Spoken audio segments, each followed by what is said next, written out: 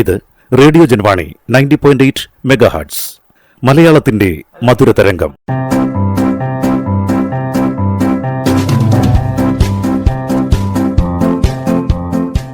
ഇപ്പോൾ വാരാന്ത്യ ലോക വൃത്താന്തം കേൾക്കാം. പ്രൊഫസർ ജെ ജേക്കബ് അവതരിപ്പിക്കുന്നു. വാരാന്ത്യ ലോക വൃത്താന്തം.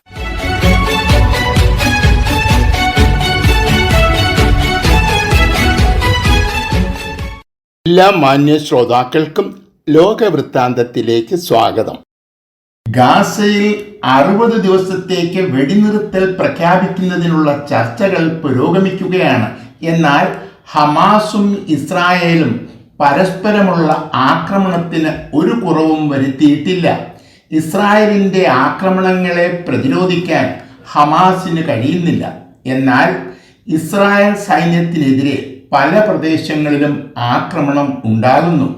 തങ്ങളുടെ നിയന്ത്രണത്തിലുള്ള ഒരു പ്രദേശത്തുകൂടെ ഇസ്രായേലി പട്ടാളക്കാർ സഞ്ചരിച്ചിരുന്ന വാഹനം ബോംബ് സ്ഫോടനത്തിൽ തകർന്നു. രക്ഷിക്കാനെത്തിയ മറ്റൊരു വാഹനവും തകർന്നു. ഇതിനു സമീപം ഒളിച്ചിരുന്ന ഹമാസ് ഭീകരന്മാർ അവശേഷിച്ച ഇസ്രായേലി സൈനികരെ ആക്രമിച്ചു. ഗാസയിൽ ഇസ്രായേൽ സൈനിക താവളത്തിന് തൊട്ടടുത്തുള്ള സ്ഥലത്ത് വെച്ചാണ് ഈ സംഭവങ്ങൾ നടന്നത്. ഇതിൻ്റെ ഫലമായി 5 ഇസ്രായേലി സൈനികർ കൊല്ലപ്പെടുകയും 14 പേർക്ക് ഗുരുതരമായി പരിക്കുപറ്റുകയും ചെയ്തു. നിരന്തരമായ ആക്രമണം മൂലം തകർന്നു എങ്കിലും ഹമാസ് ഒളിപ്പോർ യുദ്ധം തുടരുമെന്നാണ് ഇസ്രായേൽ ഭയപ്പെടുന്നത്.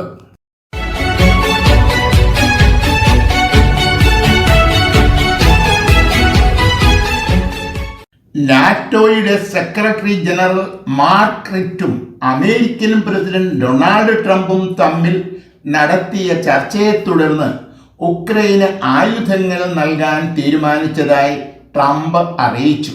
യൂറോപ്പിലെ രാജ്യങ്ങൾ അമേരിക്കയിൽ നിന്നും ആയുധങ്ങൾ വാങ്ങി ഉക്രൈന് നൽകണം. ഈ യുദ്ധം യൂറോപ്പിൻ്റെ സുരക്ഷയുമായി ബന്ധപ്പെട്ട വിഷയമാണ്. തന്മൂലം ഇതിൻ്റെ സാമ്പത്തിക ഭാരം യൂറോപ്പ് ഏറ്റെടുക്കണം എന്നാണ് ട്രംപിൻ്റെ വാദം. ഉന്നത ശ്രേണിയിലുള്ള ആയുധങ്ങൾ അധികം താമസിയാതെ ഉക്രൈനിൽ എത്തുമെന്നാണ് പ്രതീക്ഷിക്കുന്നത്. റഷ്യയുടെ വ്യോമാക്രമണത്തെ പ്രതിരോധിക്കാൻ കഴിയുന്ന പേട്രിയോട്ട് മിസൈലുകൾ ഉക്രൈന് യുദ്ധത്തിൽ മേൽക്കൈ നൽകും എന്നാണ് വിലയിരുത്തൽ. ആയുധങ്ങൾ നൽകി ഉക്രൈനിനെ ശക്തിപ്പെടുത്തിക്കൊണ്ടാണ് ഉപരോധത്തിലൂടെ യുദ്ധം അവസാനിപ്പിക്കുവാൻ ട്രംപ് ശ്രമിക്കുന്നത്. റഷ്യയുമായി വ്യാപാരം നടത്തുന്ന ഇന്ത്യയെ പോലെയുള്ള രാജ്യങ്ങളുടെ ഉൽപ്പന്നങ്ങൾക്ക് 100% നികുതി വർദ്ധിപ്പിക്കും എന്നാണ് ട്രംപിൻ്റെ ഏറ്റവും ഒടുവിലത്തെ ഭീഷണി.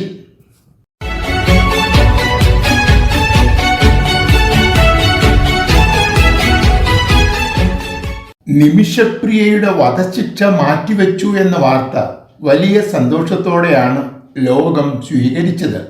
ആദരണീയനായ മുസ്ലിയാർ അബൂബക്കറുടെ ഇടപെടൽ നിർണായകമായി. ഉത്തര യമനിലെ ജയിലിലാണ് നിമിഷപ്രിയ. യമൻ എന്ന രാജ്യത്തെ വിമതന്മാരായ ഹൗദികളുടെ സൈനിക നേതൃത്വമാണ് ഇവിടെ ഭരണം നിയന്ത്രിക്കുന്നത്. ഒരു സർക്കാർ നിലവിലില്ലാത്തതിനാൽ ഭാരത സർക്കാരിന് ഈ വിഷയത്തിൽ ഇടപെടാൻ പരിമിതികളുണ്ട്. കൊല്ലപ്പെട്ട ആളുടെ കുടുംബം മാപ്പ് കൊടുക്കുക എന്നതു മാത്രമാണ് വധശിക്ഷയിൽ നിന്നും മോചനം നേടാനുള്ള ഏക മാർഗം. മധ്യസ്ഥന്മാർ വഴിയാണ് എല്ലാ ചർച്ചകളും നടന്നത്. മുസ്ലിയാർ അബൂബക്കറെ പോലെ ഈ വിഷയത്തിൽ ഇടപെടാൻ കഴിയുന്ന ഒരാൾ കേരളത്തിൽ തന്നെ ഉണ്ടായിട്ടും ബന്ധപ്പെട്ടവർ ഇതുവരെ ഇദ്ദേഹത്തിൻ്റെ സഹായം തേടിയില്ല. ചർച്ചകളെ പ്രതികൂലമായി ബാധിക്കുന്ന പല പരാമർശങ്ങളും ചില മലയാളികൾ അറബി ഭാഷയിൽ എഴുതി സമൂഹ മാധ്യമങ്ങളിലൂടെ പ്രചരിപ്പിക്കുന്നു. വധശിക്ഷ നടപ്പിലാക്കണം എന്ന് വാദിക്കുന്നവരെ സഹായിക്കുന്നതാണ് ഇത്തരം പരാമർശങ്ങൾ.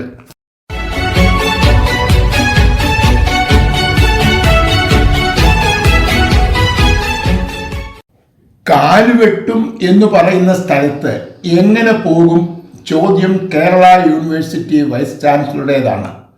വൈസ് ചാൻസലർ യൂണിവേഴ്സിറ്റിയിൽ വരാത്തത് മൂലം ഏകദേശം 2000 വിദ്യാർത്ഥികളുടെ സർട്ടിഫിക്കറ്റ് വിതരണം മുടങ്ങി എന്നാണ് സമരക്കാർ ആരോപിക്കുന്നത്.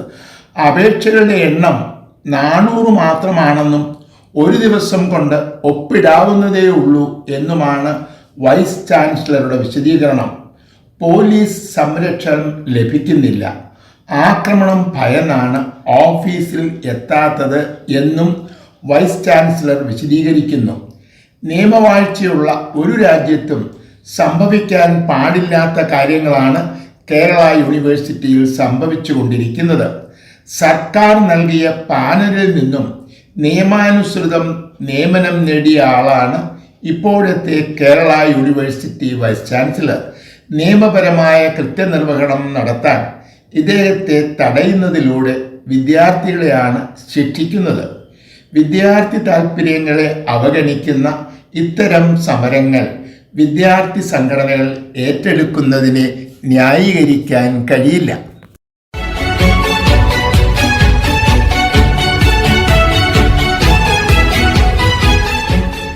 അമേരിക്ക ഫെഡറൽ ഉദ്യോഗസ്ഥന്മാരെ കൂട്ടത്തോടെ പിരിച്ചുവിടുന്നതും അനധികൃതർ എന്ന മുദ്രകുത്തി വിദേശികളെ നാടുകടത്തുന്നതും മൂലം പ്രസിഡന്റ് ട്രംപിന്റെ ജനപ്രീതി ഇടിയുന്നു എന്നാണ് റിപ്പോർട്ടുകൾ സൂചിപ്പിക്കുന്നത്. ഈ അടുത്ത കാലത്ത് പാസാക്കിയ വൺ ബ്യൂട്ടിഫുൾ ബില്ലിനെ പിന്തുണയ്ക്കുന്നവർ 40% താഴെയാണ്. എപ്പിസ്റ്റൈൻ ഫയൽ വിവാദത്തിൽ സ്വന്തം കക്ഷിയിൽപ്പെട്ട പലരും പ്രസിഡന്റിന്റെ നിലപാടിനെ അംഗീകരിക്കുന്നില്ല. കുപ്രസിദ്ധ ലൈംഗിക കുറ്റവാളി ജെഫ്രി എപ്പിസ്റ്റൈൻ കൊല്ലപ്പെട്ട നിലയിൽ ജയിലിൽ കണ്ടെത്തിയത് 2019 ഈ കേസിനെ സംബന്ധിക്കുന്ന കൂടുതൽ വിവരങ്ങൾ പുറത്തുവിടാമെന്ന് തിരഞ്ഞെടുപ്പ് സമയത്ത് ട്രംപ് വാഗ്ദാനം ചെയ്തിരുന്നതാണ്. പുതിയ വിവരങ്ങൾ ഒന്നും തന്നെ ലഭ്യമല്ല എന്ന് തിങ്കളാഴ്ച ട്രംപ് വ്യക്തമാക്കി. വലിയ സ്വാധീനമുള്ള ചിലരൊക്കെ ഈ കേസിൽ ഉൾപ്പെട്ടിട്ടുണ്ടെന്നും അവരെ രക്ഷിക്കാനായി പ്രസിഡന്റ് കള്ളം പറയുന്നു എന്നാരോപിക്കുന്നവരിൽ റിപ്പബ്ലിക്കൻ പാർട്ടിക്കാരുമുണ്ട്.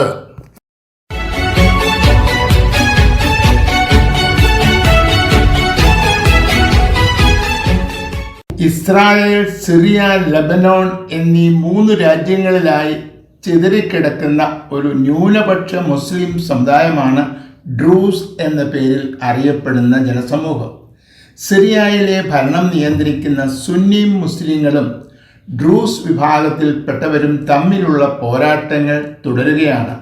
ആസാദിൻ്റെ പതനത്തിനു ശേഷം തങ്ങൾക്കെതിരെയുള്ള ആക്രമണങ്ങൾ വർദ്ധിച്ചു എന്നാണ് ഡ്രൂസ് വിഭാഗത്തിൽപ്പെട്ടവരുടെ പരാതി. ഇവർക്കെതിരെയുള്ള അതിക്രമങ്ങൾ അവസാനിപ്പിക്കാനായി ഇസ്രായേൽ നടത്തിയ ഇടപെടൽ സിറിയയും ഇസ്രായേലും തമ്മിലുള്ള വലിയ യുദ്ധമായി മാറി. ആസാദിൻ്റെ പതനത്തിനു ശേഷം ഇദ്ദേഹത്തിൻ്റെ അനുയായികളും എതിരാളികളും തമ്മിൽ നടത്തുന്ന ആഭ്യന്തര യുദ്ധത്തിൻ്റെ പശ്ചാത്തലത്തിൽ ഇസ്രായേലിൻ്റെ ആക്രമണത്തെ വലിയ ഒരു വെല്ലുവിളിയായിട്ടാണ് സിറിയ കാണുന്നത്. ഇസ്രായേൽ നടത്തിയ ആക്രമണത്തിൽ സിറിയയുടെ തലസ്ഥാനമായ ഡമാസ്കസിലും മറ്റു പ്രദേശങ്ങളിലും വലിയ നാശനഷ്ടങ്ങൾ ഉണ്ടായി. ഈ പശ്ചാത്തലത്തിലാണ് ഡ്രൂസ് വിഭാഗത്തിനെതിരെയുള്ള ആക്രമണങ്ങൾ അവസാനിപ്പിക്കാൻ ബുധനാഴ്ച സിറിയ തീരുമാനിച്ചത്.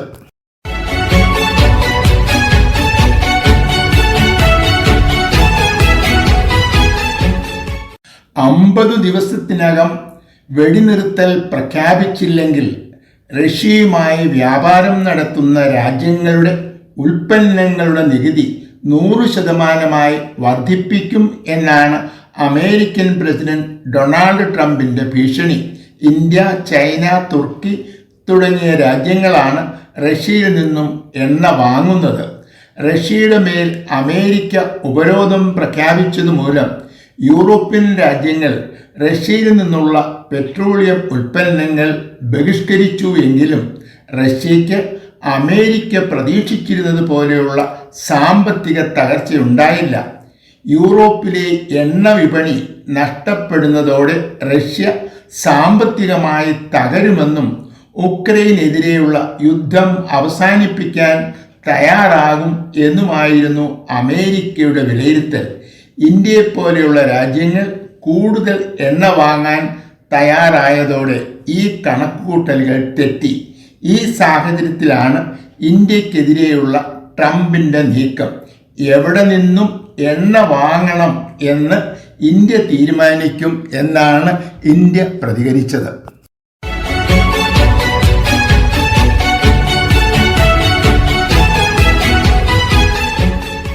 രണ്ടാം പ്രാവശ്യം അധികാരത്തിൽ വന്നതിനു ശേഷം അമേരിക്കൻ പ്രസിഡന്റ് ഡൊണാൾഡ് ട്രംപ് സ്വീകരിക്കുന്ന ഒട്ടുമിക്ക നടപടികളും വിവാദമായി. അമേരിക്കയിലേക്ക് കയറ്റുമതി ചെയ്യുന്ന ഉൽപ്പന്നങ്ങളുടെ മേലുള്ള നികുതി വർദ്ധിപ്പിച്ച് വിദേശ രാജ്യങ്ങളെ തൻ്റെ നിയന്ത്രണത്തിൽ കൊണ്ടുവരാം എന്നായിരുന്നു ട്രംപിൻ്റെ കണക്കുകൂട്ടൽ. ഏഷ്യൻ രാജ്യങ്ങളായ ചൈനയും ഇന്ത്യയും ട്രംപിൻ്റെ നിർദ്ദേശങ്ങൾ അംഗീകരിച്ചില്ല. ഇപ്പോഴും ചർച്ചകൾ തുടരുകയാണ്. അമേരിക്കയുമായി ചർച്ച ചെയ്ത് ഒരു സമവായത്തിൽ എത്തിയില്ലെങ്കിൽ ഓഗസ്റ്റ് 1 മുതൽ ബ്രസീലിൻ്റെ ഉൽപ്പന്നങ്ങൾക്ക് 50% നികുതി വർദ്ധിപ്പിക്കുമെന്നാണ് ട്രംപിൻ്റെ ഭീഷണി. അമേരിക്കൻ ഉൽപ്പന്നങ്ങൾക്ക് വലിയ വിപണിയുള്ള രാജ്യമാണ് ബ്രസീൽ. ട്രംപിനെ പോലെ അമേരിക്കൻ ഉൽപ്പന്നങ്ങളുടെ നികുതി ബ്രസീൽ വർദ്ധിപ്പിച്ചാൽ നഷ്ടം അമേരിക്കയ്ക്കായിരിക്കും. ട്രംപ് അമേരിക്കയുടെ മാത്രം പ്രസിഡന്റാണ്. ലോകത്തിൻ്റെ ചക്രവർത്തിയാകാൻ ശ്രമിക്കരുത് എന്ന മുന്നറിയിപ്പാണ് ബ്രസീലിൻ്റെ പ്രസിഡന്റ് ലൂല ഡ സിൽവ നൽകുന്നത്.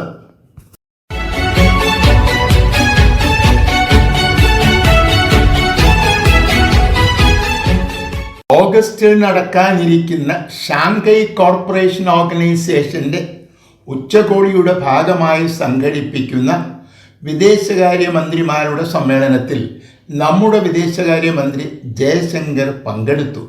2020 ശേഷം ആദ്യമായിട്ടാണ് ഇന്ത്യയുടെ ഒരു മന്ത്രി ചൈന സന്ദർശിക്കുന്നത്.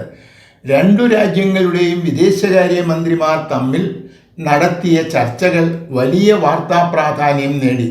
ഇരു രാജ്യങ്ങളും തമ്മിലുള്ള സംഘർഷങ്ങൾ അവസാനിപ്പിക്കണമെന്നും സഹകരണം വർദ്ധിപ്പിക്കണമെന്നും ഇരുകൂട്ടരും ആവശ്യപ്പെട്ടു.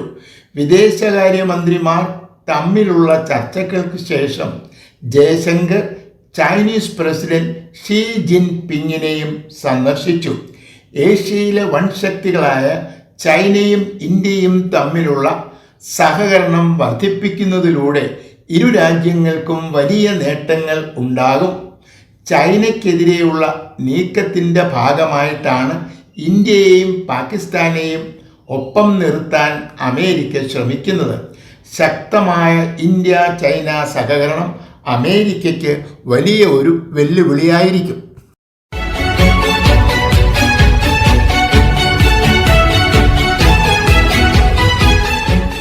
അഫ്ഗാനിസ്ഥാനിൽ ഭരണം നടത്തുമ്പോൾ അമേരിക്കയെ പിന്തുണച്ച അഫ്ഗാനികളെ ശത്രുക്കളായിട്ടാണ് താലിബാൻ കണ്ടിരുന്നത്.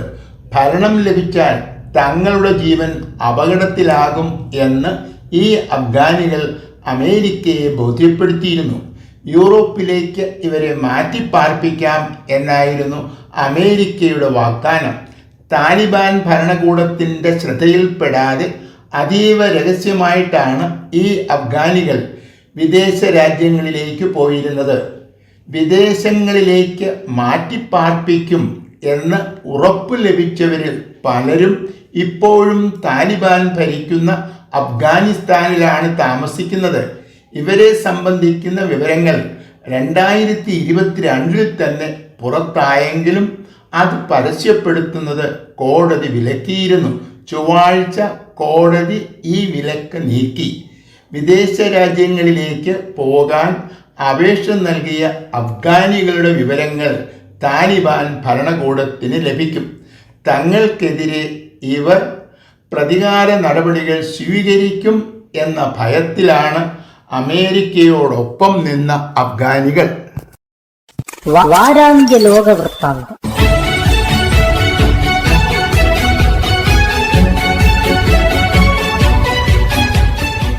തയ്യാറാക്കി അവതരിപ്പിച്ചത് പ്രൊഫസർ ജെ ജേക്കബ്.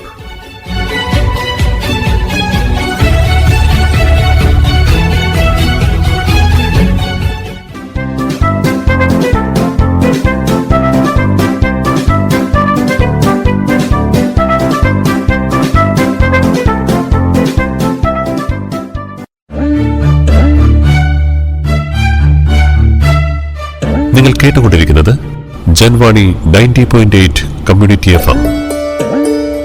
അറിയേണ്ടതും കേൾക്കേണ്ടതും മാത്രം.